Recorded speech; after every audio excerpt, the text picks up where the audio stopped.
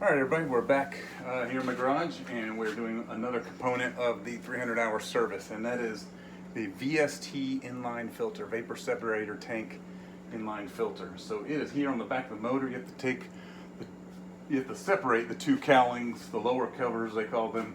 I actually pulled the port one completely off. It's in the boat, and the starboard one is connected to the grommet tube where all the lines, hoses, electricity, etc. comes into the tank. So really all I did was just kind of move it away just a little bit because I only have to access this hose. Kind of see, I got a little 2x4 here. Let's see if I can tilt the camera for a second. 2x4, just enough to hold the cowl, the lower cover open so I can access this. Anyway, VST is in there. You have to cut this Etec clamp. Etec, I don't know how you say it. It's probably a Canadian word for stainless steel clamp. So you have to cut that and remove that. And there's probably going to be some fuel that runs out, so I have a bucket nearby and a rag. We're going to catch that. Hopefully it's not too much. And once that stops running out, we will get in there close to show you how we pull the filter out. All right, so I'm not going to show you this because I've already done it, but anyways, I just used these ear clamps.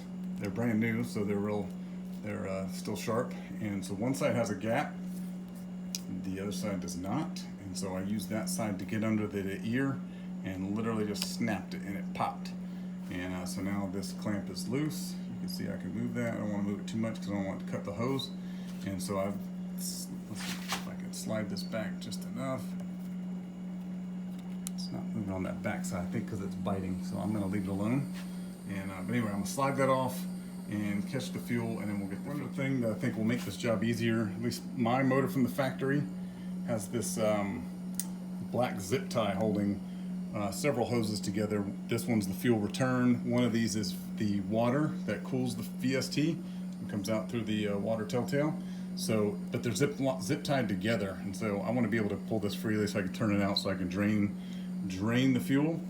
And so I'm going to cut that real quick. And so just being careful to get in here with some shears. I already see fuel coming out, so I'm going to just stick that under there. Let's try this again.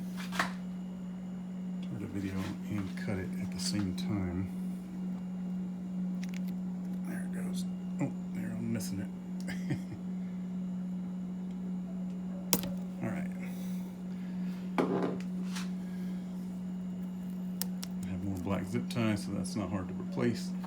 So now you'll see when I pull this out, I should be able to catch the fuel. Let's see if I can. Got a little flathead screwdriver. I'm gonna push the hose off of the nipple carefully. There, it's coming. Just want to be careful. A lot of plastic parts on this motor. I believe this nipple is plastic that the hose is on, and where the filter is located. I don't really need a screwdriver anymore. Trying to keep my little collecting bucket nearby.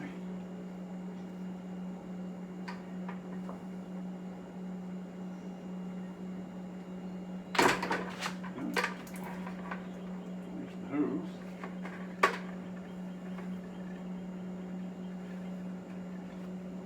Not a ton of fuel, to be honest.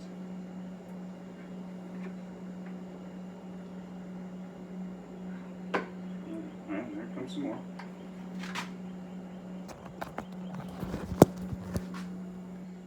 You can see it draining in there.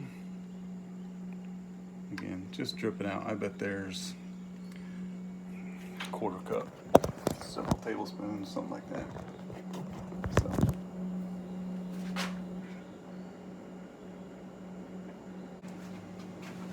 All right, so we got the bucket of fuel outside, so I don't have to get high any longer. Now we have this screw, and basically what you're gonna do, you've probably seen other videos, you're just gonna, or photos or commentaries on forums, etc. I'm gonna put it into the hole where the filter is, not push it, I'm just gonna put it in, gently turn, just until it bites, and then pull straight out, and that filter should come out. See if I can get in there close with the camera. There's a bite.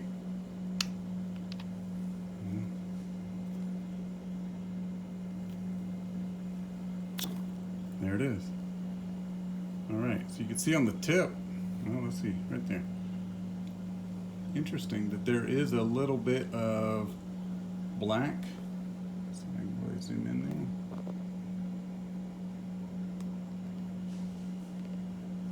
A little bit of black, so it's not super clogged, but guess what? It's good to do. Here's a comparison with the new one. Let's see. Here's a comparison with the new one. Let me flip it over. With the new one and the old one. And I'll lay them down so there's not any like holding the fish out at arm's length to see the comparison. So you can see there is some little bit of debris in the tip there. So good thing we're cleaning it. So I have a bottle of Triple Guard and my new filter here. And I'm just going to put a touch of Triple Guard grease around the outer edge of the filter where it seats inside the nipple here. In fact, I'm just going to get a little bit on my pinky. Literally, a little bit. And I'm just going to barely coat the outer edge. And that should allow this to not get so hard seated in there. Not that it was difficult to pull out, just had to make sure that that screw was biting. And there we go. And now, let's put that back in. So you see the filter here. It's got some Triple Guard grease on the black plastic. And that's it. I'm just going to seat it finger tight. Any pressure will push it. So here we go. Just a quick little shove there. Take the cloth out. See, I'm just doing a kind of wiggle and a twist. Get it seated all the way on. There it goes. It popped in, basically where it was before. And with that, we can now put pincers back on. So just double checking that the hose is seated. It is. I actually have the Etec clamp back in the same groove that it was in before. And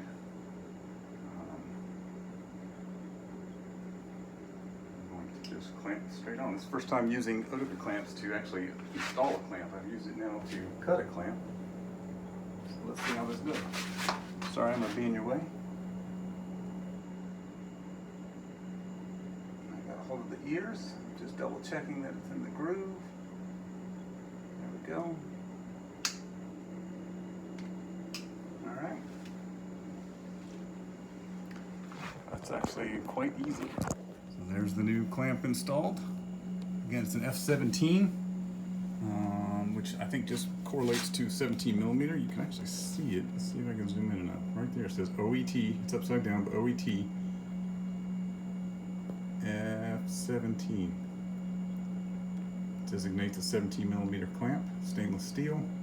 It is the one for Evinrude. It is a factory part. And I believe that bad boy is on there. So it looks pretty good. I'm gonna leave it, call it a day.